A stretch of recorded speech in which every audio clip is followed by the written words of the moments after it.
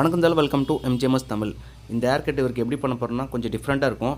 இந்த hair cut ஃபுல்லாகவே மிஷினில் தான் யூஸ் பண்ண போகிறோம். சிசர் வந்து கோடு மட்டும் தான் யூஸ் பண்ண போகிறோம். வேறு எதுக்குமே சிசர் வச்சு சீப் வச்சு லெவல்லாம் பண்ண போகிறதில்ல. ஃபுல்லாகவே மிஷின் கட்டிங் தான் இது. இந்த ஹேர் கட் எப்படி வருதுன்னா கொஞ்சம் டிஃப்ரெண்ட்டாக இருக்கும்.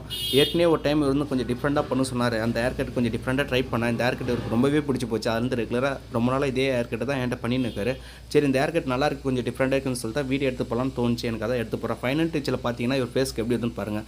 இப்போ நம்ம சிசர் கோடு போட்டு அதுக்கப்புறம் 5 mm சின்ன மிஷினில் அதை வச்சு சைடு மட்டும் அந்த கோடு வர ஷேப்பில் மட்டும் அப்படியே நம்ம எடுக்கிறோம். சைடில் எப்படி எடுத்தோமோ அதேமாதிரி பேக்லேயும் நம்ம ஒரு ஷேப் மாரி கோடு போட்டு எடுத்துகிறோம். இது கொஞ்சம் கிராஸாக டிஃப்ரெண்ட்டாக வரும்.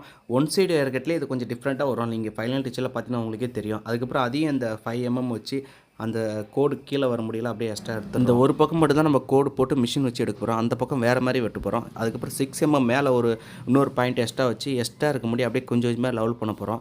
எதுக்குன்னா இந்த ஷேப் வந்து தனியாக தெரியணும். ஆனால் பட் அதுக்கு மேலே கொஞ்சம் இன்னும் நிறைய நுணுக்கமான வேலைலாம் இருக்குது. நம்ம இன்னும் கோடுலாம் போட போகிறோம். அந்த ஷேப்லேயே 6 mm வச்சு அப்படியே மேலே கொஞ்சம் கொஞ்சமாக முடியை வந்து குறைச்சிட்டு அதுக்கப்புறம் என்ன பண்ண போகிறோம்னா 3 mm அந்த ஷேப் வந்து அழகாக தெரியணும் கோடு. அதுக்காக நம்ம 3 mm வச்சு லைட்டாக அப்படியே ஃபினிஷிங் பண்ணுறோம். அதுக்கப்புறம் மீதி எக்ஸ்ட்ரா இருக்க முடியும் நம்ம வந்து சீப்புக்கு மேலே மிஷின் வச்சு அப்படியே முடியை வந்து பாதிக்கிட்ட கம்மி பண்ண போகிறோம். ரொம்ப கம்மி பண்ண போகிறதுல ஓரளவு மீடியமாக கம்மி பண்ணால் அந்த ஷேப் வந்து கீழே தனியாக தெரியணும், மேலே தனியாக தெரியணும். ஷேப்பு வந்து நடுவில் ஒரு கோடு ஒன்று வரும். அதுமாரி தான் பண்ண போகிறோம். அதுக்கப்புறம் இந்த பக்கம் நம்ம எப்படி வெட்ட போகிறோம்னா ரொம்பவே நம்ம வித்தியாசமாக எப்படின்னா 6 mm வச்சு ரொம்ப லைட்டாக மட்டும் தான் பண்ண போகிறோம்.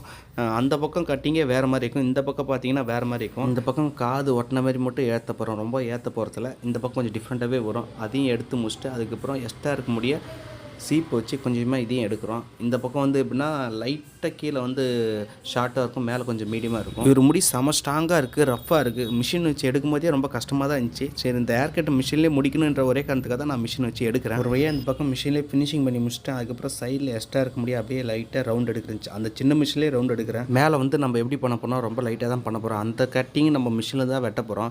ஏற்கனவே இந்த வீடியோ நீங்கள் பார்த்த மாதிரி இருக்கலாம். அதை வந்து க்ளீனாக கட்டிங்கை பற்றி எக்ஸ்பிளைன் பண்ணி போடலை. இந்த கட்டிங்கை பற்றி க்ளீனாக சொல்லி ஒரு வீடியோவை போகணும் தான் இந்த ஹேர் கட்டு க்ளீனாக திரும்ப எடுத்து போடுறேன். மேலேயும் எப்படி கொஞ்சம் கொஞ்சமாக முடி வெட்டுறோம். ஆனால் இவர் முடி ரொம்ப ரஃப்பாக இருக்கலாம், வெட்டவே ரொம்ப கஷ்டமாக இருந்துச்சு. இதையும் அப்படியே கொஞ்சம் கொஞ்சமாக அப்படியே வெட்டி முடிச்சுட்டு அதுக்கப்புறம் மேலே ஒரு வழியாக அப்படியே கொஞ்சம் கொஞ்சமாக வெட்டி முடிச்சிட்டோம். அதுக்கப்புறம் நம்ம கோடு போட்டு அதுக்கு மேலே வந்து பிளேடு வைக்கிறோம். எதுக்குன்னா இந்த கட்டிங் உண்டான ஹைலைட்டே அவருக்கு பிடிச்சது எப்படின்னா இந்த கோடு போடுறோம்ல அது வந்து கொஞ்சம் பக்காவாக தெரிஞ்சால் தான் இந்த கட்டிங்குடைய ஹைலைட்டே செம்மையாக இருக்கும். நீங்கள் ஃபைனல் டச்சில் பார்த்தாவே தெரியும். அவருக்கு ரொம்ப பிடிச்சதே இந்த கட்டிங், இந்த கோடு தான். கீழே ஷார்ட்லாம் பண்ணிட்டு மேலே கொஞ்சம் மீடியம் போட்டு அதுக்கப்புறம் நடுவில் கோடு போட்டு பேக்லேயும் கொஞ்சம் அப்படியே கிராஸாக வரும். கோடுலாம் போட்டு முடிச்ச பிறகு இவர் ஃபேஸ்க்கு இந்த ஹேர்ஸ்டைல் எப்படி இருக்குன்னு பாருங்கள். ஃப்ரண்ட்டில் நீட்டாக ஒரு ஒத்த முடி வச்சுக்க, ரொம்ப நாளாக அந்த முடி வச்சுருக்கு. இந்த ஹேர் கட் உங்கள் எவ்வளோ பேருக்கு பிடிச்சிருக்கு, எவ்வளோ பேருக்கு பிடிக்கல கீழே கமெண்ட் பண்ணுங்கள். ஆனால் இந்த ஹேர் கட் அவருக்கு ரொம்பவே பிடிச்ச ஹேர். இந்த ஹேர் கட் ஸ்டைலே இந்த பக்கம் வேறு மாதிரி இருக்கும், அந்த பக்கம் வேறு மாதிரி இருக்கும். இந்த பக்கம் கொஞ்சம் மீடியம் ஷார்ட்டாக வந்து மேலே வர போயிருக்கும். ஆனால் இந்த பக்கம் கீழே ஒரு ஷார்ட்டு, மேலே மீடியம், நடுவில் ஒரு கோடு. வீடியோவில் பார்க்கும்போது ஒரு ஷேப் வித்தியாசமாக தெரிஞ்சிருக்கும். இதே ஃபோட்டோவில் பார்க்கும்போது எப்படி தெரியுதுன்னு பாருங்கள். இன்னும் கொஞ்சம் லுக் அட்ராக்டிவாக தெரியும். ஸோ வீடியோ பிடிச்சா லைக் பண்ணுங்கள், கமெண்ட் பண்ணுங்கள், ஷேர் பண்ணுங்கள், சப்ஸ்கிரைப் பண்ண மறக்காதீங்க. தேங்க்யூ ஃபார் வாட்சிங்.